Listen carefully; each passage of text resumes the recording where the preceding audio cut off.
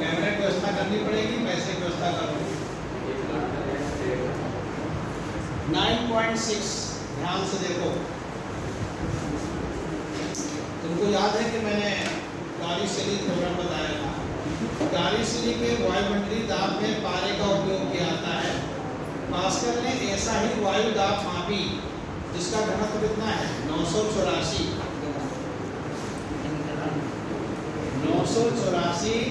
Kilogram पर metre cube. ये MKS में दिया है कि एमकेएस में बनाना पड़ेगा? ये एमकेएस में दिया है कि बनाना पड़ेगा? तो घनत्व हो गया। आगे क्या देना है? तुम लोग डेंसिटी समझ लो, इतना तो समझदार होगी। अच्छा, कितने घनत्व की फेस्ट शराब का उपयोग करके बनाया गया? क्वेश्चन बदलना चाहिए, शराब क्यों लिखा है इसमें?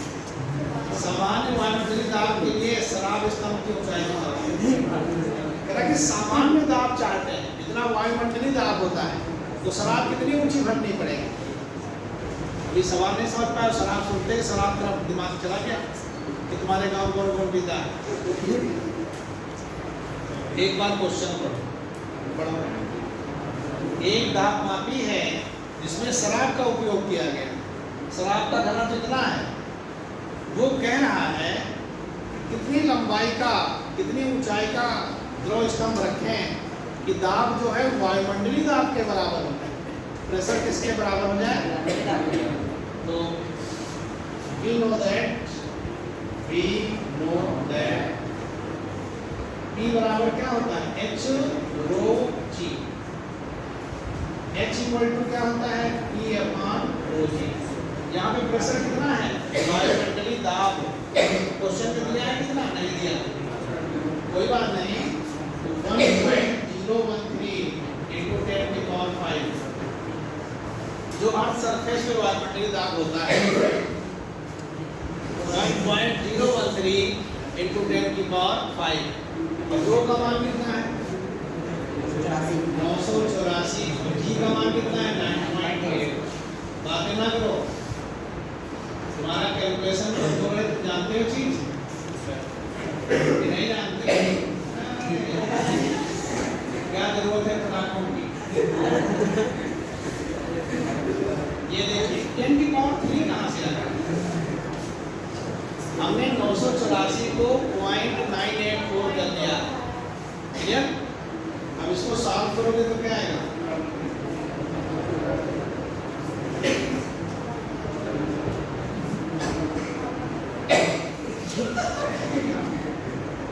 Power 2 metre. इसको सॉल्व कर लीजिए आंसर। चलो सॉल्व करो।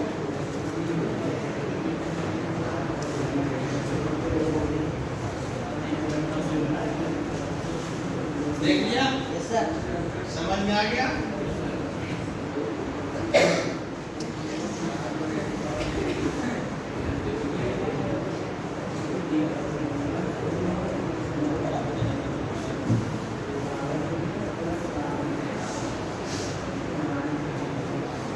ये 9.6 हो गया।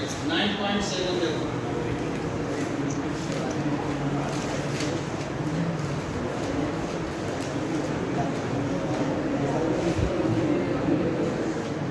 देखिए कुछ लोगों ने बोलना शुरू कर दिया है, मेरी नजर सब पे रहती है, हमको डिस्टर्ब किया कर। हमने तो जानते हैं कि तुम मन से नहीं पढ़ रहे हो, अगर तुम बोलना शुरू कर देते हो फिर जब तुम्हारा असर बैक पे पड़ने लगता है तो मुझे तुमको डांटना पड़ता है। अगर तुम अकेले ना पढ़ो, चुपचाप बैठे रहो, सो जाओ, मैं कुछ नहीं करूँ। लेकिन अगर तुम्हारा तनिक भी असर हमारे दूसरे बच्चे में पड़ा, अब मेरी जिम्मेदारी है तुमको रोकना, तो मेरी जिम्मेदारी में आ जाती है। तुम खुद अगर आत्महत्या कर लो और बच जाओ, तुमको पुलिस जेल में नहीं डालेगी, क्योंकि तुम्हारा शरीर है, मर जाओ। लेकिन तुमने दूसरे को जेल जहर पिला दिया तो वो मर गया तो तुम जेल चले जाओ। बस यही समझ लो। 9.6 को गौर से पढ़िए। नहीं 9.6 हो गया, 9.7 पढ़ो किताब में। समुद्र तट से दूर कोई ऊर्ध्वाधर संरचना 10 की पावर 9 पास्कल के अधिकतम प्रतिबल को सहन करने के लिए बनाई गई है। कोई एक संरचना बनाई गई है जो कितना प्रेशर सहन कर सकती है? 10 की पावर 9 प्रेशर है 10⁹ पास्कल यानी एमकेएस का दिया हुआ। वो संरचना केवल इतना दाब सहन कर सकती है, राइट। आगे देखो, क्या ये संरचना किसी महासागर के भीतर किसी तेल कूप के शिखर पर रखे जाने के उपयुक्त है? महासागर की गहराई 3 किलोमीटर है। समुद्री धाराओं की उपेक्षा कीजिए। मतलब वो समुद्र की धाराएं चल रही हैं, उनको छोड़ दो, तो क्या उस पर रखने के लिए उपयुक्त है? तो हम जानते हैं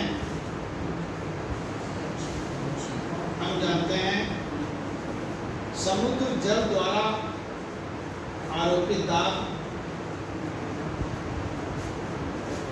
P dash equal to H rho G। H equal to P dash नहीं, H दिया है 3 किलोमीटर, 3 × 10⁻³ मीटर।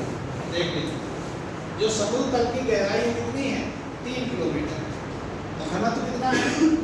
1 × 10⁻³ पानी का घनत्व जानते हो। और G का मान कितना होता है? 9.8। तो कितना आ गया?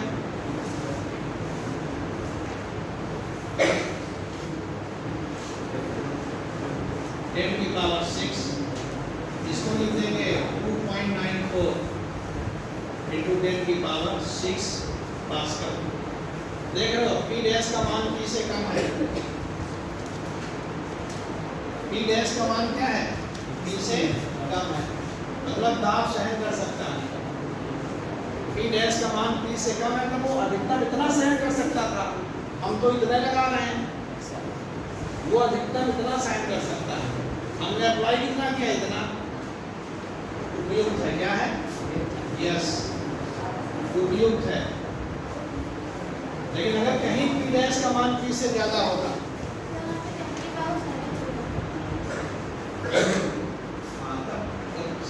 तब भी कमी रहा है। 10⁻9 से कम है तो उपयुक्त है।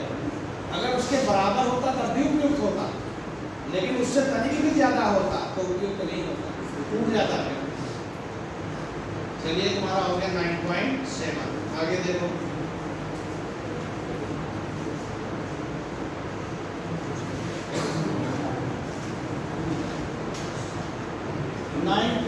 देखो 9.8।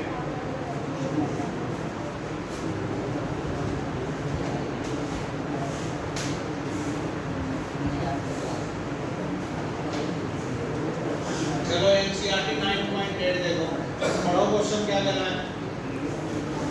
किसी द्रव चालित ऑटोमोबाइल लिफ्ट, हमने तुम्हें बताया था द्रव चालित लिफ्ट, उसी का सवाल आ गया। एक द्रव चालित लिफ्ट है की संरचना अधिकतम 3000 किलोग्राम की कारों को उठाने के लिए की गई है। वो 3000 किलोग्राम की कार को उठा सकती है। n बराबर क्या है? 3000 किलोग्राम कि वो अधिक से अधिक 3000 किलोग्राम वाली कार को उठा सकती है। बोझ को उठाने वाले पिस्टन का क्षेत्रफल इतना है, छोटे पिस्टन को कितना दाब सहन करना पड़ेगा? क्षेत्रफल दिया है कितना? 425 सेंटीमीटर स्क्वायर। अब देखिए, इसमें कौन है? इसमें नहीं है, द्रव्यमान नहीं है कि क्षेत्रफल नहीं है? क्षेत्रफल नहीं है। अब इसको लगाने के पहले मुझे एमकेएस में चेंज करना पड़ेगा। अब सेंटीमीटर स्क्वायर में कितने मीटर स्क्वायर होता है? ए बराबर हो जाएगा 425 10⁻⁴ मीटर स्क्वायर। तो ए बराबर हो गया 4.25। ये तुम्हारी समझ में नहीं आता क्यों? ये कहाँ से हो गया? -4 था, -2 कैसे हो गया? अब प्रेशर निकालना है। प्रेशर P बराबर क्या होता है?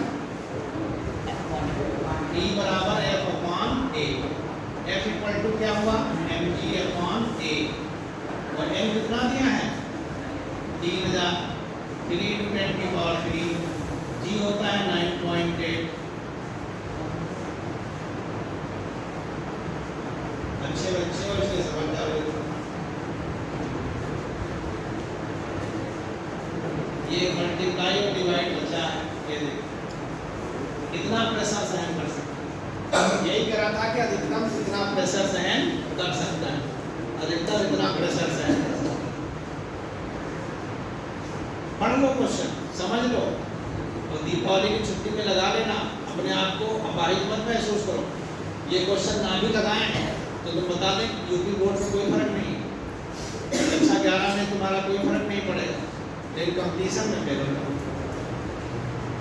तो इसलिए ये भी जरूरी है और कुमार मित्तल भी जरूरी है, जरूरी दोनों है।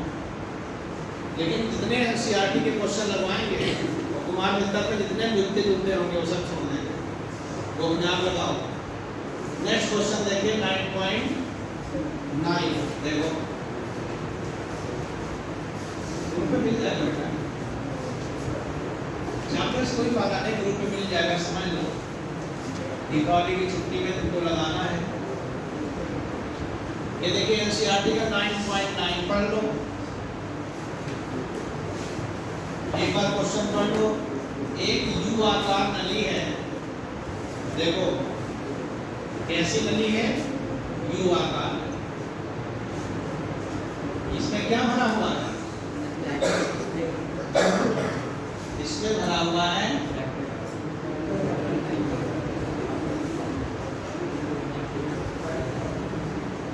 ये तुम्हारा पारा है, इसको पेंसिल से बनाना, कैसे बनाओगे, पारा हमेशा पेंसिल से बनाया जाता है। अब ये एकदम क्षैतिज है, दोनों लेवल में हैं, लेकिन एक तरफ पानी भरा गया है, एक तरफ स्प्रिट भरा गया है। पानी कितना ऊंचा भरा गया है, और स्प्रिट जल भरा है 10 सेंटीमीटर, और पारा वो स्प्रिट कितनी भरी है, 12.5।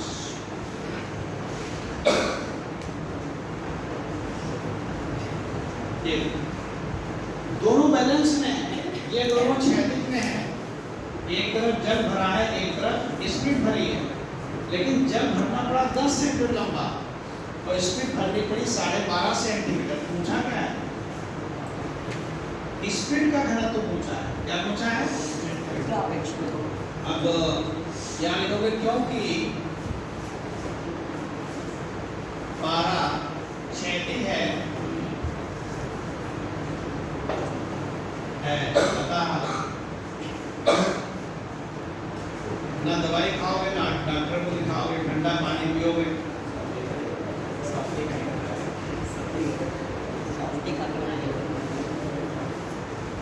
तो द्रव स्तंभ का दाब बराबर स्प्रिट का दाब। ध्यान से देख लो, क्योंकि पारा क्षैतिज है तो इस भुजा के ऊपर का दाब बराबर उस भुजा के ऊपर का दाब, और द्रव स्तंभ का दाब क्या होता है, h रो g।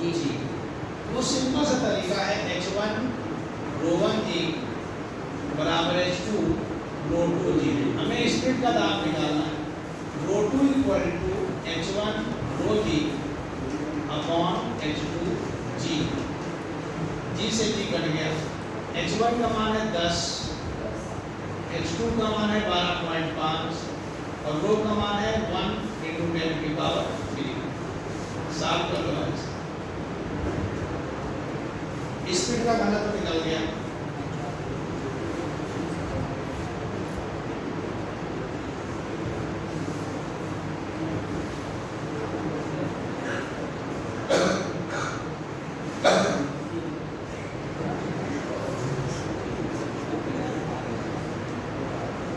साल को ये स्प्रिट का घनत्व निकला है।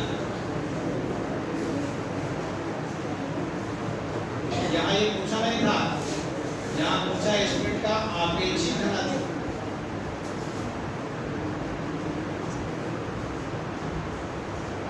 यहाँ पूछा है स्प्रिट का आपेक्षिक घनत्व बराबर स्प्रिट का घनत्व अपॉन जल का घनत्व। जिस चीज का आपेक्षिक घनत्व निकालते हैं उसके जल के घनत्व से भाग करते हैं। मान लो पारे का घनत्व अलग होता है और पारे का आपेक्षिक घनत्व अलग होता है। क्वेश्चन में देखना है पूछा क्या है। यहाँ स्प्रिट का घनत्व नहीं पूछा था, क्या पूछा था, आपेक्षिक। स्प्रिट का आपेक्षिक घनत्व, किसी भी चीज का आपेक्षिक घनत्व निकालना हो तो उसके घनत्व को जल के घनत्व से भाग करना है। तो ये आ जाएगा हमारा 10 × 10⁻³ अपॉन 12.5, इसका घनत्व क्या होता है 10⁻³ केवल। ये दोनों काट दो, 100/125 कितना आएगा 0.8। आप पेची घनत्व कितना आ गया 0.8। अब तुमको ये तय करना है कि पेपर में क्या पूछा गया है, क्या घनत्व पूछा गया है कि आपेक्षिक घनत्व पूछा गया है। पता चले पूछे कुछ और निकालो कुछ और। समझ आ गया? धीरे धीरे करके तुमको एनसीईआरटी से लगाव हो जाएगा और उसके बाद तुमसे कोई कहेगा एनसीईआरटी ना पढ़ो तो तुम जरूर पढ़ोगे, क्योंकि तुम्हारा लक्ष्य तो नौकरी है ना। लक्ष्य तुम्हारा इंटर में टॉप करना है कंपटीशन में। भगवान जी तुम्हारे ऊपर प्रसन्न हो जाए और कहे बेटा आशीर्वाद मांगो कि तुमको इंटर में टॉप करवा देगी जेई में, तो क्या कहोगे भगवान से? जेई कहोगे जेई करवा देगा, नाम हो जाएगा। जेई में तो होगी ना, लेकिन तुम क्या चाहते हो? इंटर टॉप करना। क्यों? क्योंकि तुमको जब सामने दिखाई पड़ता है। अरे जब जेई के टॉपर बनोगे तो इंटर के बन ही जाओगे, उसमें कौन सी बात है? समझ नहीं पा रहे? नेक्स्ट 9.10 देखो, बिल्कुल सेम है।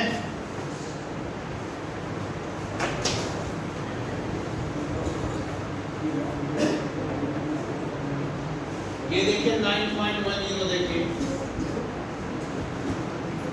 यू आकार नदी है, दो भुजाएं हैं और दिमाग लगाओ पारा भरा हुआ है। एक तरफ क्या भरा है? दो द्रव भरे गए हैं, एक द्रव की ऊंचाई 25 है, एक की 27.5 है, तब भी 25 वाले का दाब ज्यादा। देखो ना, तो पारा स्तंभ के अंतर निकालना है। तुम रोने लगोगे इसमें, हालांकि तुमको रोना नहीं चाहिए लेकिन रोगे तो। ये यू आकार नली है, फिर दोनों पानी भरा हो। ये बेचारा पारा है, क्या है? पारा इसी रंग का होता है, पारा इसी रंग का होता है कैल्शियम। ये पारा भरा हुआ है, ये दोनों के लेवल में x का अंतर है। कितने का अंतर है? x। ये कितने सेंटीमीटर पानी भरा है? 25 हो 27.5, इधर 25 भरा हुआ है, 25 H1 25, H2 क्या है? ये 27.5 तक भरा हुआ बेचारा। ये समझोगे नहीं, अभी तुम बस तो झांकते रहोगे, मुझे मालूम है। अब मुझसे पूछ रहा है, क्या पूछ रहा बताओ? दोनों भुजाओं के पारे के स्तरों में क्या अंतर है? दोनों में अंतर बताना है। तो माना अंतर h है, माना अंतर h है। अब चूंकि ये संतुलित है तो दोनों के दाब बराबर होंगे, तो इसका दाब क्या होगा? इसका दाब कितना होगा?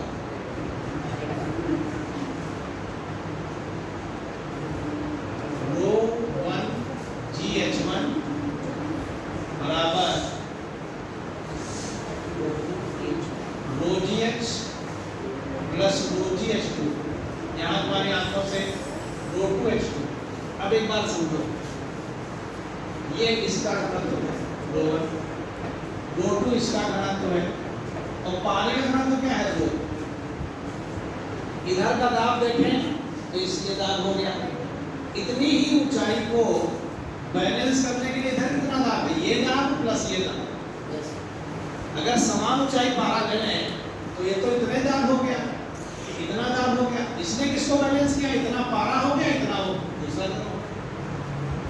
समझने की कोशिश करो, दोनों की हम अगर भुजाओं का बैलेंसिंग लें तो यहाँ पे जो पानी का दाब है, जो भी पानी द्रव दिया है इसका दाब है इतने द्रव और इतने पारे के दाब के बराबर। यही मैंने लिखा है, ρGH1 बराबर ρGH पारे का दाब प्लस दूसरे द्रव का दाब। अब पूछा क्या देखो,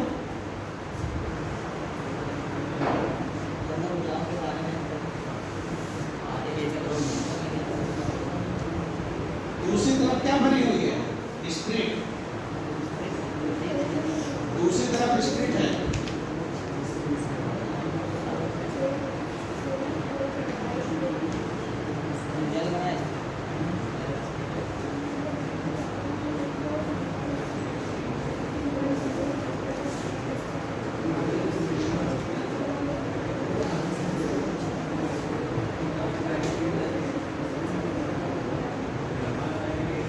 देख लीजिए, तो रो जी एच बराबर क्या हो गया है, rho g h one minus rho g h to.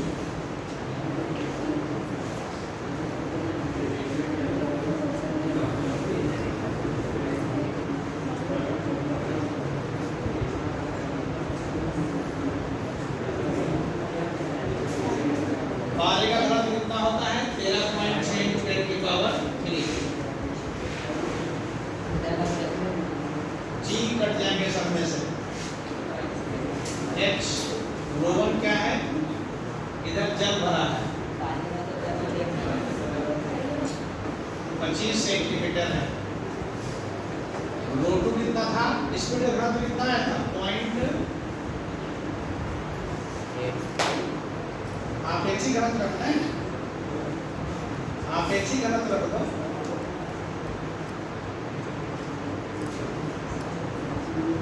इसका 13.6 होता है, इसका 1 होता है, H1 है 25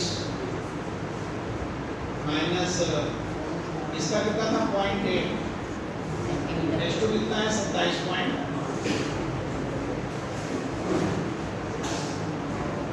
चलो इसको घटाओ कितना आया, इसको बताइए अपने आप, यहाँ पे रखेंगे आपेक्षिक घनत्व, क्या रखेंगे आपेक्षिक घनत्व, रखने पर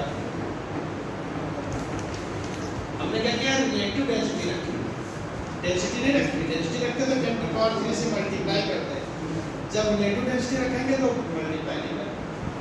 सॉल्व करो इसको, तो ये कलम हाँ हिंदी में है नहीं है, ग्रुप पे भेज देते हैं, उसी क्वेश्चन में कंटिन्यू किया गया, वही क्वेश्चन जो पहले कराया था 9.9 उसी को लेकर चेंज किया गया, कितना आ गया राइट साइड में, राइट साइड में कितना है,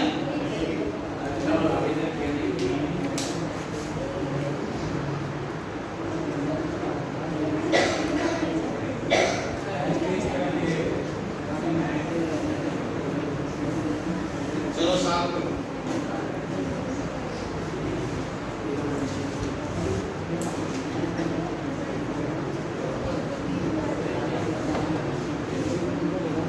कितने सेंटीमीटर आए,